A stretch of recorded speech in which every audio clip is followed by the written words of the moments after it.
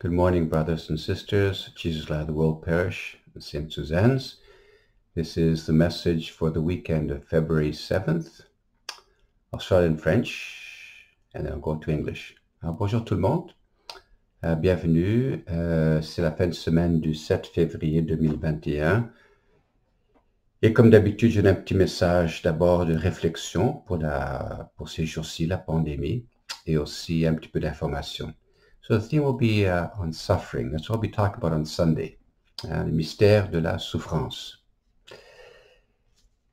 Alors, je pense que la vie, à y réfléchir de ma prière depuis pas mal de semaines là, est une intense préparation à rencontrer aujourd'hui et pour l'éternité celui qui est l'amour même. Et notre vie est parsemée par beaucoup d'expériences d'amour, certains plus superficiels et d'autres très profonds, et d'autres qui prennent mon cœur au complet. Et la souffrance et l'amour, ça va main dans la main. Pensez à ces moments dans votre vie de grande souffrance. C'est relié à quoi en général? C'est un ami qui est malade, c'est une bonne amie qui est décédée. C'est quoi ça?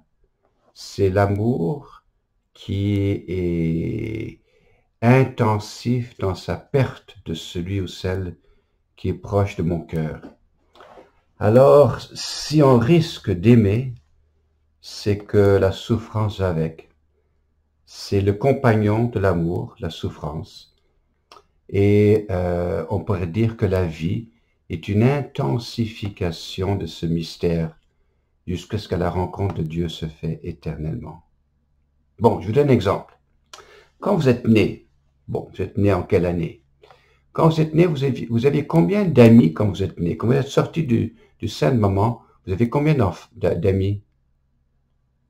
Normalement, zéro, vous ne connaissez personne. Qu'est-ce que vous avez comme relation avec les autres? À peu près rien. Maman, on t'a donné la vie, mais c'est à peu près tout. Qu'est-ce que tu savais faire? Rien. Qu'est-ce que tu avais comme talent? Il y avait des choses qui étaient en potentiel, mais tu savais rien faire, même pas marcher, même pas parler. Mais tranquillement avec la vie, tu as commencé à grandir, développer des capacités de réflexion, des capacités de parler, de réfléchir. Et là, tu as commencé à risquer l'amitié, qui est au cœur de ce problème de la souffrance. Tu as rencontré un petit ami ou une petite amie, tu as dit, soyons des amis, puis on parle, puis on rigole, et puis on fait des choses ensemble, et puis, un petit fil d'amitié et d'amour grandit. Et puis avec la vie, on en rencontre d'autres que des personnes avec qui l'amour est plus intense. Et arrivé à un certain âge, on tombe même amoureux de quelqu'un, qui devient, ou des amis de cœur, là, avec qui on a une vie d'amitié intense. Et tout d'un coup, l'ami se casse la jambe, ou devient malade, ou perd son emploi. Ça fait une peine dans le cœur. Pourquoi? Parce que c'est relié au mystère de l'amour pour l'autre. Alors, à fur et à mesure que l'amitié grandit, on tisse des liens d'amitié avec les autres, on tisse des liens d'affection avec eux, et ça, c'est le chemin qui va nous amener à la souffrance. Ah oui, c'est pas facile, et les stoïques, en particulier le bouddhisme, dit, alors si c'est le cas, il faut pas s'engager, il faut rester indifférent à tout cela. Le christianisme, au contraire, dit, saute à plein pied dedans,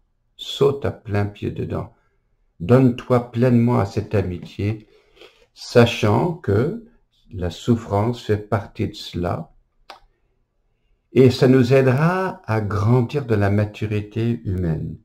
Bon, je pourrais en dire beaucoup plus que tout cela, mais je vais garder ça assez simple là. Mais à fur et à mesure que l'amitié grandit avec celui ou celle ou ceux que j'aime, mon cœur commence à se dilater dans la joie d'une amitié de rire et d'histoires qu'on a partagées, une mémoire ensemble. Mais avec les années, avec l'âge, on en perd de plus en plus de ses amis. Des gens avec qui nous avons tissé des liens, avec qui nous avons des souvenirs, des mémoires depuis longtemps, des souvenirs de moments de grande joie. Et à fur et à mesure qu'on les coupe, il y a la souffrance qui vient. La souffrance et l'amour, ça vient ensemble. Mais par contre, à chaque fois que je vis cette souffrance de la perte d'un ami, on pourrait dire que mon amour intensifie. Pensez à celui ou celle que vous avez perdu, que vous aimez profondément. Je pense à une amie qui avait exactement mon âge, qui est morte l'année passée, Hélène qu'elle s'appelait. On jouait de la musique ensemble beaucoup. Avec le cancer, elle est décédée. Et quand j'entends les CD de sa musique, mon cœur est dans une grande tristesse, mais une grande affection. L'amour intensifie par la souffrance. C'est pour ça que je pense que l'amour est une intense préparation à rencontrer et aujourd'hui et pour l'éternité le mystère de l'amour qui est Dieu lui-même.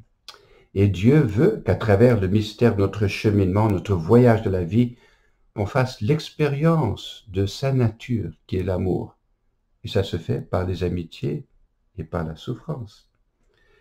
Alors plus la vie continue, arrivé à un certain âge, nous-mêmes on tombe malade, on doit lâcher tranquillement les amis les uns après les autres, jusqu'à ce qu'à la fin de notre vie, on revient au tout début. Je dois dire au revoir à tous. Je me souviens, mon père, quand j'avais parlé de la souffrance de sa maladie lorsqu'il préparait sa mort, il dit, papa, qu'est-ce que le plus difficile pour toi? Il m'a dit, tu sais, c'est triste de quitter ceux qu'on a aimés. C'est pas facile tout ça. C'est de en faire dire le bye-bye à tous ceux avec qui j'ai tissé des liens, avec des souvenirs à travers la vie. Mais là, ça sera pas tout perdu, car nous allons rencontrer celui même qui a été le grand professeur de l'amour à travers notre vie, qui est Dieu lui-même. Sa nature, c'est l'amour. Et en disant le dernier au revoir, il nous redonnera tout en plénitude. On appelle ça la résurrection mystérieuse. Alors, l'amour et la souffrance, ça va ensemble. C'est un grand mystère. Mais ces mystères de la souffrance est imbibé du mystère de l'affection pour l'autre. Bon, dimanche, j'en parlais davantage, là. Mais quelques petites réflexions pour cette semaine, quelques petites informations. Le dimanche, nous offrons la communion de 14h à 15h. Vous rentrez dans l'église, vous faites une petite prière, vous sortez. Dimanche, oui c'est ça, mercredi descente, qui s'en vient dans 2 semaines, nous allons faire la même chose. Le mercredi descente de 8h à 13h, le mercredi, l'église est ouverte comme toujours. Vous pouvez rentrer, recevoir les cendres, et puis faire une petite prière et rentrer chez vous. Et si vous ne pouvez pas le mercredi, vous pouvez venir le vendredi, ça sera la même chose. Et si vous ne pouvez pas venir le mercredi ni le vendredi, ben, venez dimanche après le mercredi des cendres et vous pourrez recevoir et la communion et les cendres pour le mercredi des cendres, le dimanche. Bon, ça sera c'est pas cette semaine, là, c'est la semaine suivante, là. Et les heures, par contre, le dimanche après mercredi des cendres seront plus longues parce que j'imagine qu'il y aura plus de monde qui va venir. Ça sera à partir de 1h30 à 4h. Tout ça sera dans l'infolettre, d'accord? Alors, les vendredis du temps du carême, nous allons faire le vendredi soir, comme d'habitude, de 8h à 9h le soir, une sorte de chemin de croix, réflexion, prière sur le mystère de la vie du Christ. D'accord? Autre chose, si vous voulez votre reçu d'impôt, juste à appeler la secrétaire Jeanne, et puis vous pouvez vous organiser pour le recevoir. Vous rappelez que l'église est ouverte, bien sûr, du mardi au samedi, de 8h du matin jusqu'à 13h. Et pour ceux qui veulent l'adoration, les mardis et vendredis, nous avons le Saint-Sacrement qui sera là pour vous. D'accord? Alors, je vous laisse avec ça. Je passe en anglais là. So I'd like to just share a few thoughts on the mystery of suffering. It's going to be the theme for this Sunday homily, but I want you to think about it because the scripture passages of the story of Job and Jesus caring for those who are sick and suffering brings us to think about that, especially because the pandemic has moved to a new stage, in my view, in my prayerful experience of it, that more and more people have gone beyond just, I've had enough of this, I'm sick of this thing, I'm fed up because I've lost my job. They're moving into a new stage, which I think is the stage of suffering. And so just a short reflection on that. I can't say too much.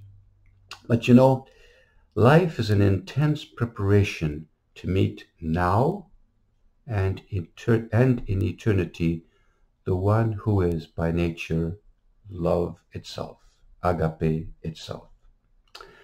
Love and suffering go hand in hand. Now I've got to try to develop that, but I want you to think about that. Love and suffering go hand in hand. Just think of somebody that you love intensely, a close friend, a spouse, a child, and then they break their leg. Oop, I'm in pain. Or they become more seriously ill. Oh my goodness, the intensity of the pain. Or far worse, that they die. Boy, now the intensity of the pain is much deeper. Why the pain? Why the suffering? Because I love them. And you might say that suffering is a kind of a hydraulic pressure instrument that intensifies the mystery of love even more. Just like a hydraulic pump, you put a little bit of pressure, but because of the system, a little bit of pressure on the hydraulic pump, it engages immense power to lift up a car. Imagine that. So suffering is like a kind of a pump which intensifies the mystery of suffering, a mystery of love. Suffering and love go hand in hand. Just think of when you were born. How many people did you know and how many friends did you have? The answer is simple. None. How many skills and talents had you developed? The answer is simple. None. You were in potential.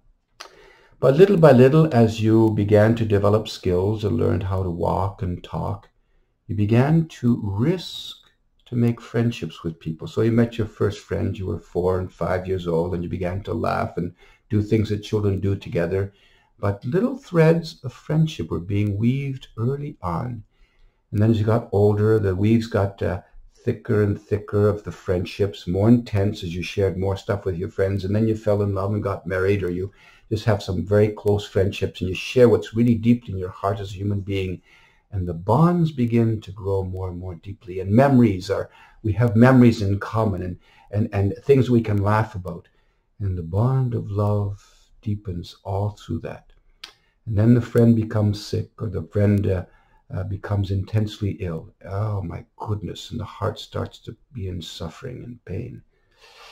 Now the Stoics, of course, say, well, if that's the case, then don't get involved. Don't risk love. Don't risk getting involved because it's too painful. And some people decide to do that. Well, they're correct. It's a difficult thing. But God says exactly the opposite. He says, jump in with both feet. Risk love. You must risk. You must risk. Even if there's pain and suffering with it, that's what the cost of loving is. But it makes us more human and more like God. And so love intensifies with the mystery of suffering. Love intensifies with the loss. Love intensifies with the struggle of seeing a friend who's really in turmoil because of a divorce or who knows what it is. And so our love and our memories intensify this mystery of human love.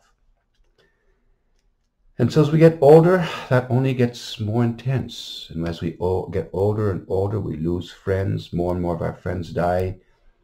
And it becomes almost too difficult to carry. And some just try to cut themselves off, or they slip into depression, which is a way of dealing with too much intense suffering. And at the end of our days, We will eventually have to say goodbye to all those we have met. Goodbye to all of those memories. And we have to finally cut the last thread to enter into alone the mystery of the silence of God. But all through that, the intensification of the experience of love and suffering will have gone through and accompanied us. But God will not be outdone in generosity. And when we sever the last thread and finally say goodbye, He will, in an explosion of the mystery of His own love, bring us into the mystery of the resurrection.